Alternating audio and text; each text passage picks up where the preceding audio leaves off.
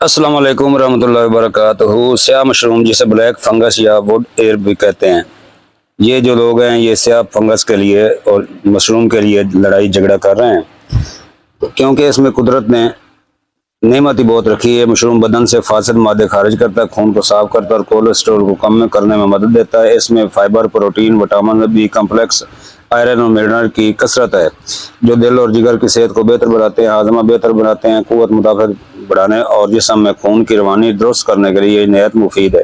खास तौर पर शुगर और कोलेस्ट्रॉल के मरीजों के लिए ये कुदरती दवा का काम करता है। याद रहे कि यह सेब मशरूम को हमेशा पानी में भिगोकर अच्छी तरह साफ करने के बाद ही पकाएं। सेहतमंद जिंदगी के लिए कुदरती ग़िज़ा को अपनाएं और मसनूई दवाओं से दूर रहें। प्यारे दोस्तों, सारे स्याह मशरूम खाने के काबिल नहीं होते। अपने मुआलिज से रब्ता करके और किसी को दिखाकर इस्तेमाल करना चाहिए। अगर वीडियो अच्छी लगी है तो शेयर करें, लाइक करें और मेरे चैनल को सब्सक्राइब करें। अस्सलाम वालेकुम वरहमतुल्लाह।